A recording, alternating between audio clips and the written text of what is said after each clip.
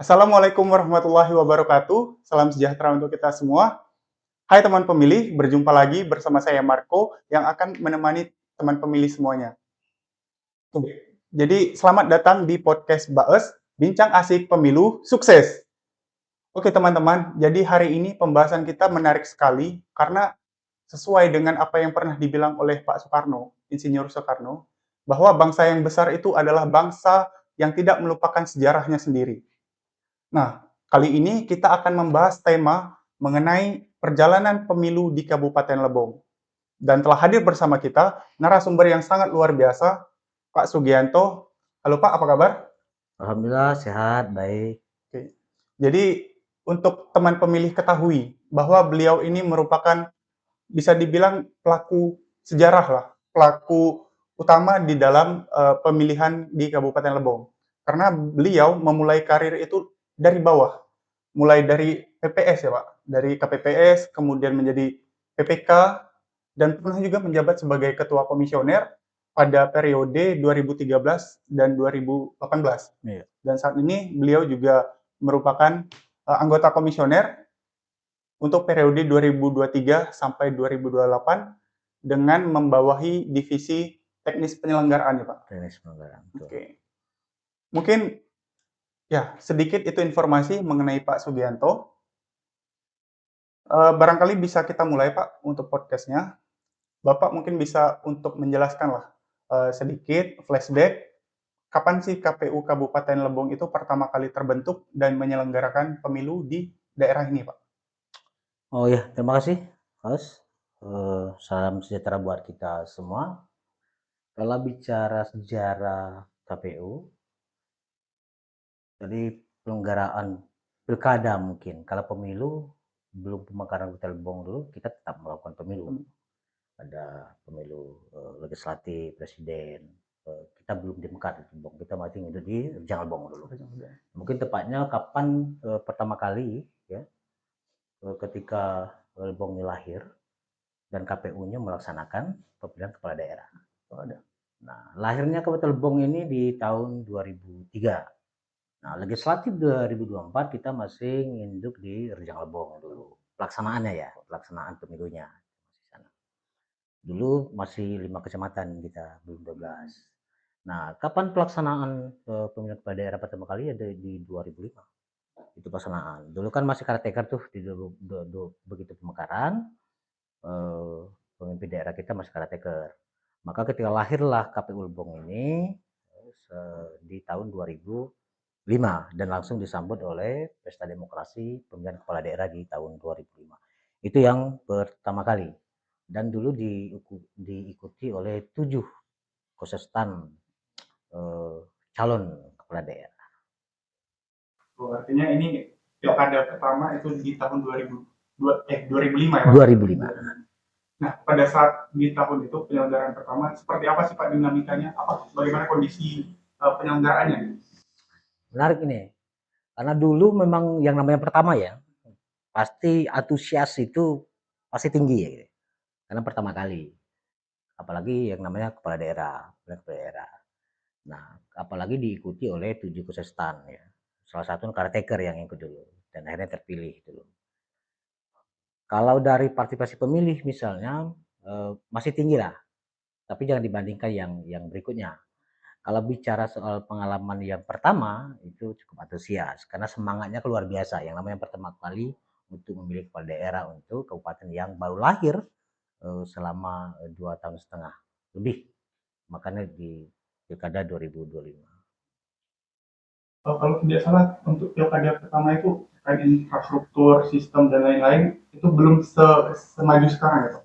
Oh ya, karena dulu saya masih ingat betul, dulu kan saya masih di panitia pemilihan kecamatan dulu ya. Di 2005 itu saya di PPK.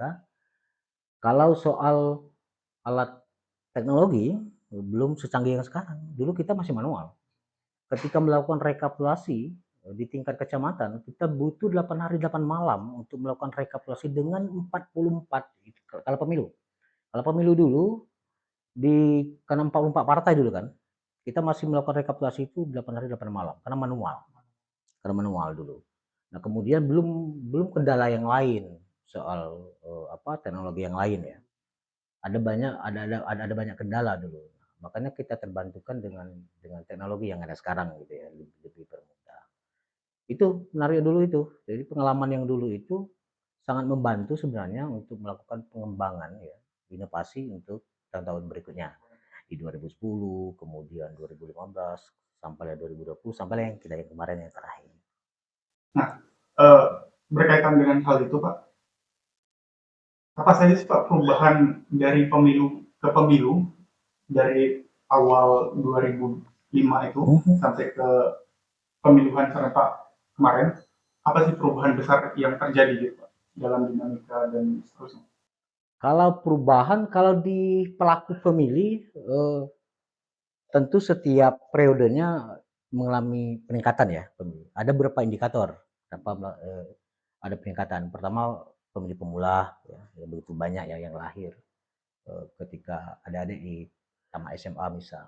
Ketika dia kelas 2 SMA sudah masuk 17 misalnya kan. Kemudian ketika tamat nanti ketika pemilihan dia sudah masuk membuat KTP segala macam. Itu salah satu indikator. Belum lagi pemilih pendatang, belum lagi yang belum tidak menggunakan hak pilih yang sebelumnya gitu. Ya, itu beberapa indikator yang yang terjadi. Nah, kalau yang lain, perubahan yang lain tidak terlalu signifikan, eh, tetap saja normatif ya, sepanjang perjalanan sama saja di daerah lain tentang antusiasmenya, kemudian perbandingan pilkada dan pemilu misalnya. Kalau pilkada yang lebih seru lagi tuh. Kalau pilkada itu kan dari masa ini kan kumpulnya lokusnya sudah kita ketahui nih. Ada 3 calon berarti ada 3 kelompok gitu. Misalkan begitu, ada ini kok, ada kejadian barangkali konflik di tengah masyarakat karena kan sesuai dengan yang Bapak bilang tadi bahwa terjadi banyak nih kelompok-kelompok yang pada akhirnya memihak pada satu pasangan kepada calon legislatif tertentu gitu. Pernah terjadi chaos atau selama ini dari pemilu yang pernah kita lakukan kondisinya aman-aman saja atau seperti apa? Kalau selama perjalanan pemilu ya, tetap aja apa chaos itu tetap ada karena ini soal kepentingan ya. Tapi sebagai KPU kita tentu saja melayani semua pihak lah. Nah, kewajiban kita adalah bagaimana memberikan pemahaman yang seutuhnya sesuai dengan regulasi yang ada sehingga mereka bisa memahami. Sejauh itu tidak melanggar aturan, tidak apa-apa di kitanya. Tapi kalau itu melanggar aturan, ya, chaos yang terjadi antara dua kubu misalnya, makanya kan di pemilu itu bukan hanya KPU, ada kan kawan kepolisian yang misalnya di pengamanan. Kemudian kalau ada pelanggaran lain kita ada Gakumdu yang dibawahi oleh kawan-kawan Bawaslu misalnya seperti itu. Artinya selama pelanggaran yang pernah kita lakukan itu bisa dibilang KPU mampu untuk menetralisir situasi ya Pak. Ya, ya betul. Jadi seyogyanya KPU itu memang seperti itu. Karena kita ini kan lembaga yang menjalankan fungsi pelayanan ya. Pertama kita menjalani aturan, kita pelaksana aturan, kemudian kita melayani. Itulah semboyan kita itu KPU melayani. Jadi kita jangan pernah terlibat konflik dengan partai politik, kemudian dengan kubu satu dan kubu yang lainnya. Kita tetap saja menjalani aturan sesuai yang kita pahami, ya kan? Kadang-kadang mereka chaos itu adalah mereka tidak memahami secara utuh tentang PKPU misalnya, tentang jurnalis. Nah, mereka kadang bacanya ketika butuh saja. Nah, tapi berbeda dengan kita. Kita ini disuruh katam semua regulasi yang menaungi pekerjaan KPU. Nah, hal-hal yang belum tersampaikan dengan baik terhadap peserta pemilu, baik masyarakat, itu kewajiban kita untuk mensosialisasikan. Ada banyak media, ya kan? Bisa tatap muka langsung melalui beberapa pertemuan bintek, kemudian melalui beberapa media yang kita punya di KPU. Itu semua dalam kerangka untuk memberitahukan kepada masyarakat, menyebarluaskan informasi yang kita punya, sehingga tidak ada bias pemahaman. Itu yang selalu kita lakukan. Artinya proses sosialisasi dan edukasi kepada baik itu masyarakat atau partai politik selaku aktor ya Pak dalam penyelenggaraan itu selalu aktif dilakukan oleh KPU. Betul. Nah, Dari proses mulai dari 2005 sampai sekarang, ada nggak Pak momen paling berkesan atau yang paling menantang gitu, dalam sejarah kepemiluan kita yang pernah Bapak alami? Kalau kesan yang bertantang banyak sebenarnya, banyak sekali. Karena kan proses ini cukup panjang perjalanan. Apalagi saya bersama teman yang lain, ya, pelibatan itu belum lahir buatan kita sudah terlibat di pelanggaran pemilu. Tentu kita memahami betul setiap perubahan, setiap pelanggaran pemilu. Kemudian yang paling penting adalah bagaimana kita menyambung komunikasi, kemudian menjaga hubungan baik terhadap stakeholder. Semuanya. Jadi kita kan jangan komunikasi itu menjadi penting. Ya. KPU ini tidak bisa berdiri sendiri. Kita banyak butuh dukungan semua stakeholder, tokoh masyarakat. Kita butuh itu. Bagaimana bisa memberitahukan kepada warga sekitar bagaimana menggunakan hak pilih yang benar. Kalau ada konflik yang tidak berdasar misalnya jangan ikut-ikutan begitu ya. Karena kan KPU ini kan kalau komplain misalnya ya harus ada dalilnya, ada buktinya begitu ya. Nah, itu yang selalu kita sadarkan. Artinya kan perlu komunikasi yang baik di Sumatera Utara. Karena KPU ini kan yang paling saya teringat yang disampaikan oleh almarhum Husni Manik dulu, Ketua KPU RI di zaman saya. Dulu dia pernah menyampaikan bahwa salah satu kerja tugas KPU adalah bagaimana menjaga trust kepercayaan publik terhadap negaranya. Nah, kalau bicara trust, kepercayaan, tentu kita harus berbaur, ya kan? Tentu kita melayani dengan sepenuh hati. Nah, karena ketika kepercayaan sudah terpenuhi, maka saya yakin pekerjaan itu akan lempeng saja gitu. Nah, kan berbeda. Kita sudah mengerjakan segala sesuatu dengan benar menurut regulasi, tapi tidak ada kepuasan masyarakat hanya karena mereka keterbatasan informasi misalnya, tidak tahu misalnya. Makanya kewajiban kita untuk bagaimana membangun kepercayaan publik ini dibuktikan dengan tindak tanduk personal yang ada di KPU. Bukan hanya komisioner saja, sekretariat, staf juga harus mendukung dalam hal itu. Bagaimana kita berattitude, ya kan, bagaimana kita menyampaikan informasi yang dibutuhkan oleh partai politik ataupun masyarakat terhadap pemilih misalnya, kita harus melayani dengan baik. Nah, itu bagian-bagian yang supaya kita diterima dengan baik juga oleh mereka kan begitu. Ada banyak pengalaman itu. Ada banyak yang kita selesaikan persoalannya dengan pendekatan-pendekatan personal begitu ya. Memberi pemahaman bahwa ini hajat-hajat kita begitu ya. Gitu. Ada banyak kalau menarik. Iya. Dengarnya saja sudah menarik Pak, apalagi kalau ya menjadi saksi langsung mungkin akan jauh lebih seru. Ya nanti maka akan merasakan itu.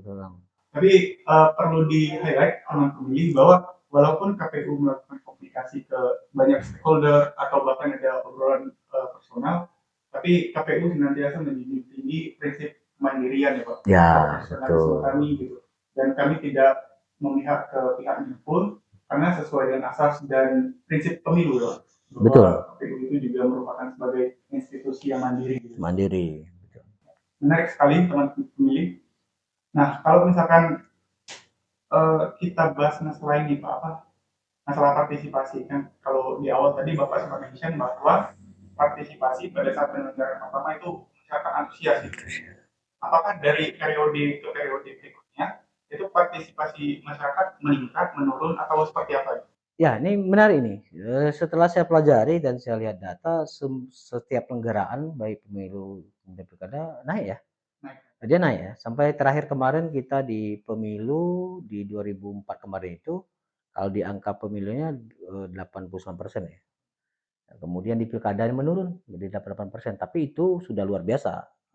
Naik persentase dari pilkada yang kemarin gitu.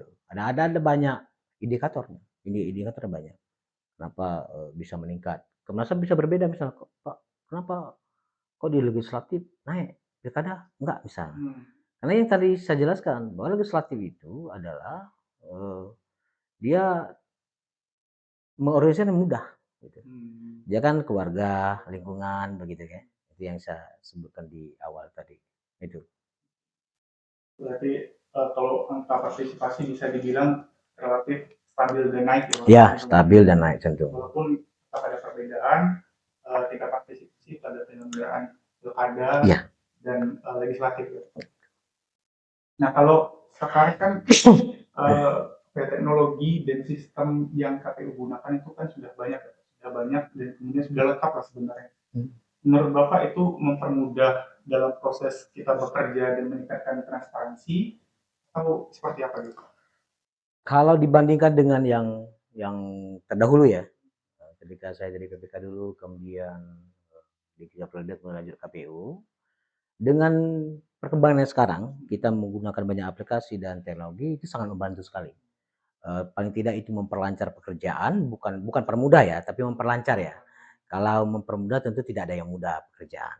Nah kemudian kita bisa mendeteksi kalau ada kesalahan misalnya. Ada banyak aplikasi yang kita gunakan di KPU ini. Kalau data ada Sidali, kemudian kalau di teknis ada Sirekap, ada Sidakam tentang kampanye, ada Sipol, sistem verifikasi partai politik misalnya kan. Ada banyak dan itu sangat membantu KPU dalam rangka menjalankan tugas dan fungsi. Tapi persoalannya apakah masyarakat kemudian sudah familiar dengan sistem-sistem yang KPU gunakan atau masih ada tantangan gitu Pak untuk mengedukasi masyarakat? Kalau bicara soal masih familiar, tentu yang familiar itu yang terlibat dalam penyelenggaraan pemilu. Siapa penyelenggaranya adalah KPPS, PPS, BPK, karena mereka yang menggunakan itu. Kemudian partai politik juga menggunakan aplikasi, sehingga kalau bicara soal apa ujung tombak bukan ujung tombak. Kalau bicara soal siapa yang kita layani adalah partai politik dan pemilih, mereka sudah familiar dengan itu. Kalau partai politik ada SIPOL ya, sistem partai politik. Itu kita melakukan bintek terhadap mereka juga. Diawali dengan bimbingan teknis di KPRI, dengan partai tingkat pusat. Kemudian nanti yang kita juga melakukan bimbingan teknis terhadap kawan-kawan partai politik melalui petugas yang dikirim oleh mereka. Nah, itu di sisi partai politiknya. Kemudian bagaimana aplikasi di tingkat penyelenggara pemilu? Tentu itu yang kita lakukan bimbingan teknis terus sosialisasi kemudian bimbingan teknis agar penyelenggara pemilu tidak buta, ya, tidak gagap dengan aplikasi yang kita gunakan. Karena kan ini kan produk kita nih. Nah, masa iya kita misalnya tidak tahu produk kita? Nah, harus dipahami dulu oleh internal dulu. Ketika masa di internal baru kita coba publish bahwa kita menggunakan aplikasi ini. Dan itu selalu kita publish sih. Artinya untuk proses sosialisasi dan kemudian dalam upaya untuk meningkatkan kesadaran masyarakat, KPU sudah melakukan itu lah Pak. Sudah. Mulai dari posting di sosial media Yeah. dan lain-lain. Nah Pak, sekarang mungkin teman pemilih penasaran nih terkait dengan cerita-cerita di balik layar. Di balik layar, Apa saja tuh? bagaimana proses penyelenggaraan. Nah, kan kalau misalkan masyarakat tuh sering melihat Pak, bahwa proses pemilu seperti ini gitu. Yeah. Kerja KPU ya mungkin banyak asumsi lah. Tapi di balik layar itu kan masyarakat banyak yang belum tahu gitu.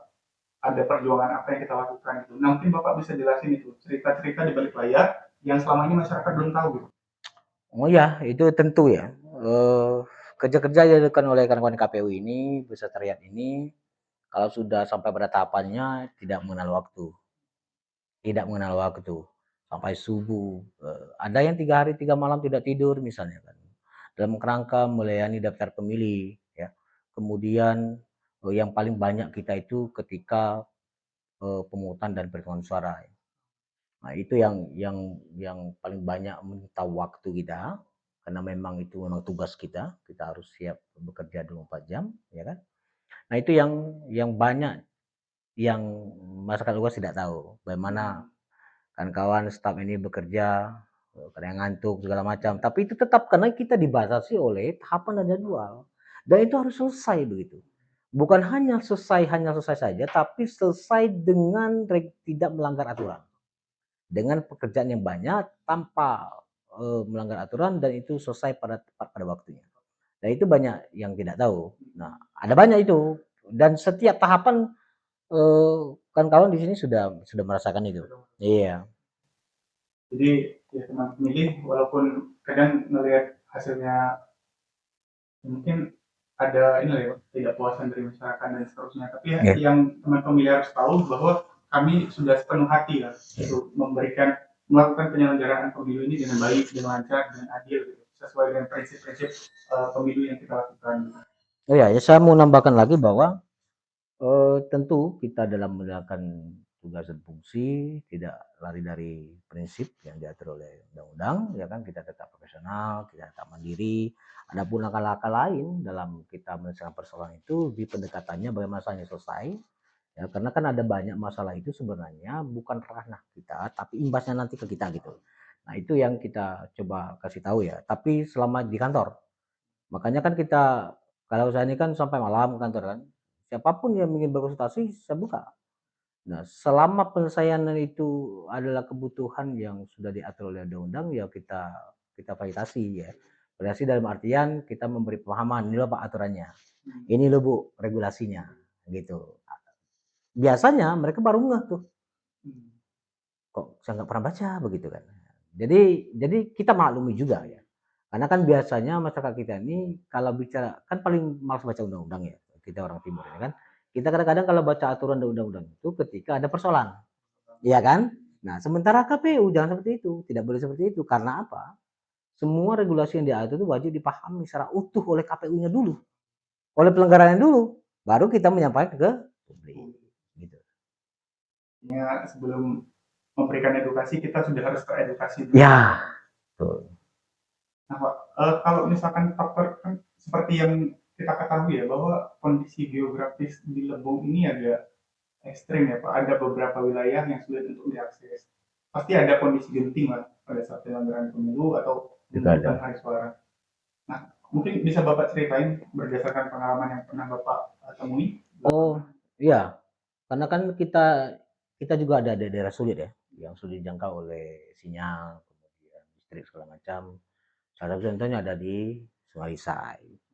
Sungai Lisai itu dengan perpetasan di air putih itu butuh perjalanan sekitar 6 sampai 7 jam ya. Nah, kita misalnya bayangkan dulu misal kalau tidak belum dilengkapi oleh teknologi ya. Zaman saya dulu itu kan harus jalan kayak gitu. Nonton. Nah, nunggu itu. Nah, kita jemput kadang-kadang. Nah, kemarin kita jemput di perbatasan aja misalnya. Nah, PPK kita suruh turun jemput itu. Kenapa kita harus jemput? Jangan suruh KPPS saja yang bawa, karena kita menghindari hal-hal yang tidak diinginkan di tengah jalan ya. Kita ingin memastikan bahwa hak suara yang diberikan oleh warga itu selamat begitu ya, tidak ternodai oleh hal-hal yang negatif yang dilakukan oleh para oknum misalnya. Itu kita jalani kemarin itu. Kita dengan kawan kepolisian kita standby di situ ya. Datang situ saya bilang sama PK-nya, berangkat dari kemarin belum pulang gitu sampai malam, dan itu resiko pekerjaan kita, dan karena kita menyanggupinya ya itu harus selesai pada tepat waktu. Nah, kita yang kejar bola, kalau kita nunggu provinsi misalnya nunggu data masuk misalnya kan, hanya terkendala seprovinsi Bengkulu ini hanya Lebong yang belum masuk, terkendala oleh Sungai Lisai misalnya, maka kita jemput bola, kita harus mengambil tindakan tegas gitu ya, walaupun itu tidak diatur misalnya. Nah, ada beberapa hal yang tidak tersangkut dengan aturan. Kalau memang itu wajib kita jemput, ya kita jemput. Kalau cepat kenapa harus lambat? Kan begitu. Nah, sejauh itu tidak melanggar aturan. Jadi koridornya tetap sesuai dengan aturan Iya, yang berlaku. Jadi pelaksanaannya bisa, iya Pak, bisa lebih percepat. Iya, percepat. Yep. Tapi sebenarnya apa Pak yang bikin teman-teman di KPU itu bersemangat, walaupun kita tahu bahwa kerja kita tuh apalagi pada saat proses penyelenggaraan sulit, tekanan sana sini, kadang juga ada perubahan aturan dan lain sebagainya. Apa sih yang bikin kita tuh selalu bersemangat dan termotivasi gitu? Kalau saya coba merangkum dari semuanya, pertama bisa dibilang karena memang rutinitas setiap pemilu ya kan. Tapi kalau dari pribadi saya, karena saya mencintai pekerjaan ini, ya, saya berharap juga kan kawan yang ada di sini juga mencintai pekerjaan ini. Karena ini adalah satu, kalau saya ini karena memang hobi ya, untuk melayani, bagaimana memfasilitasi bisa. Itu memang hobi ya. Memang segala pekerjaan itu memang harus dicintai dulu, dihobi dulu, harus belajar mencintai pekerjaan, maka apapun resiko terhadap pekerjaan itu kita santai aja gitu. Tidak terbeban lah maksudnya begitu ya. Nah, kawan KPU kenapa bersemangat? Karena memang regulasi mengatur itu, karena harus dijalankan kewajiban ya kan, karena sanggup menjadi pegawai KPU ya kan, dari P3K-nya, dari ASN-nya ya harus bekerja 24 jam tanpa mengenal waktu begitu. Kadang-kadang mereka ini pontang-panting juga nih kan, suruh ke Bengkulu, suruh balik lagi, itu resiko gitu. Nah, kalau pertanyaan kenapa kenapa mereka menyukai, mencintai, itu dari bagian dari proses mereka untuk mencintai, lama-lama akan mencintai juga ini, ya kan begitu. Walaupun misalnya siapapun pertama kali pasti agak terbeban, misal, wah kok capek banget gitu kan, kok nggak ada waktu untuk keluarga. Tapi itulah sebuah resiko ya, karena itu kalau KPU ini kan berbeda lah kerjaan dengan beberapa lembaga yang lain. Karena kita ini kerja penuh waktu, tanggung jawab yang besar. Dan yang kita hantar itu kan orang-orang besar semua. Jadi itu ya teman pemilih, bahwa yang harus kita lakukan terlebih dulu adalah mencintai yang kita kerjakan. Baru Penting. kemudian muncul keikhlasan, kemudian yang ingin memberikan yang terbaik lah. Apalagi ini institusi negara yang menjadi roda, menjadi tulang punggung juga bisa dibilang bagi demokrasi kita ya Pak. Betul. Nah kalau misalkan kita udah melihat nih perjalanan panjang yang kita lakukan, apa sih pelajaran yang paling penting yang bisa Bapak petik lah berdasarkan pengalaman Bapak sejauh ini? Kalau bicara soal konteks penyelenggara pemilu, pelajaran yang paling penting itu adalah pertama itu tadi tidak lepas ya, bagaimana kita bertanggung jawab terhadap pekerjaan, ya itu penting. Kemudian untuk kita internal, ya, untuk kita internal, baik personalnya, paling penting itu adalah menjaga komunikasi, menjaga sinergitas lah bahasanya dengan semua stakeholder yang ada. Dan itu wajib karena KPU tidak bisa berdiri sendiri, walaupun konteks prinsip kita adalah independen, mandiri, tapi tetap pada hal tertentu kita juga butuh dukungan, ya, dukungan stakeholder yang ada. Bagaimana pilkada, misal pemilu kalau tidak diamankan oleh kawan kepolisian, misal tidak ada sampai tangan kita ke arah situ. Nah, kemudian kejaksaan juga kita harus libatkan karena memang regulasi seperti itu. Kemudian para tokoh juga kita libatkan, paling tidak mereka menyampaikan edukasi baik di lingkungan rumah, kemudian di lingkungan tempat tinggalnya. Kemudian para guru juga kita libatkan, sosialisasi di pemula misalnya kita libatkan, sehingga kita butuh banyak banyak banyak dukungan. Itu yang benar. Itu membangun sinergitas terhadap semua.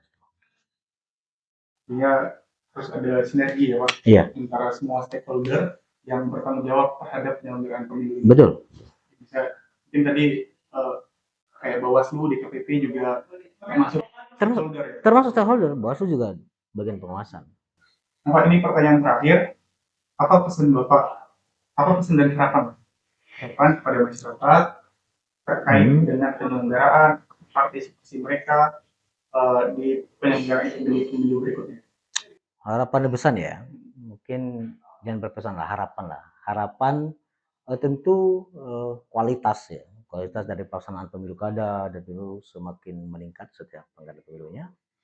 Kemudian masyarakat juga tercerdaskan dengan baik dengan proses yang umurnya hampir 25 tahun atau 20 tahun ya. Kita sudah pelaksanaan ini sudah 4 kali.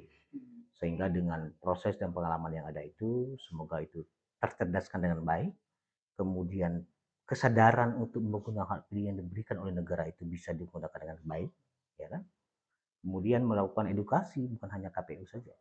Semua stakeholder harus melakukan edukasi. Karena bicara soal harapan itu tentu masa depan ya, itu kualitas yang ingin kita kejar. Nah, kemudian bagaimana kualitas pelanggaran pemilu di Lebong ini semakin hari semakin meningkat, bukan hanya soal pelayanan saja, personalnya juga, personal yang ada di sini. Kalau kami ini kan komisioner kan 5 tahun ganti baru, tapi siapa yang menetap di sini? Ya kan kawan di staff, yang itu harus upgrade diri, bagaimana melakukan pelayanan yang baik. Yang paling penting tadi itu adalah bagaimana membangun trust kepercayaan publik terhadap penyelenggara pemilu. Karena kalau trust itu sudah dibangun, kemudian dia lahirlah trust kepercayaan publik itu, kita merasa ringan kerjanya. Tidak ada yang pekerjaan yang kita dicurigai. Bukan tidak boleh dicurigai, boleh, karena itu hak gitu ya. Tapi paling tidak ada kepercayaan publik. Ah kita nih aman nih kalau KPU nih, enggak, mereka ini profesional, enggak main gitu. Nah itu yang sulit. Nah jalan itu yang saya sebutkan tadi, bagaimana membangun sinergitas, komunikasi yang baik, bagaimana masyarakat, partai politik datang ke kantor untuk menanyakan segala sesuatu kita layani dengan baik, begitu kan. Dimulai dari hal kecil aja. Itu sih harapan. Jadi, semoga harapan yang disampaikan oleh Pak Sugianto tadi bisa terjadi ya Pak. Amin, Dan amin, pada amin. akhirnya bisa. Nah, itu dia teman pemilih untuk pembahasan pada hari ini. Terima kasih pada Pak Sugi atas waktu dan kesempatannya. Sama-sama. Penjelasan ini akan menambah wawasan baru buat kita semua dan semoga kedepannya akan bermanfaat. Nah, teman pemilih jangan lupa untuk like, subscribe, dan juga komen bagi teman-teman yang memiliki saran ataupun pertanyaan lah terkait dengan podcast-podcast berikutnya. Demikian dari kami, saya akhiri. Assalamualaikum warahmatullahi wabarakatuh. Waalaikumsalam warahmatullahi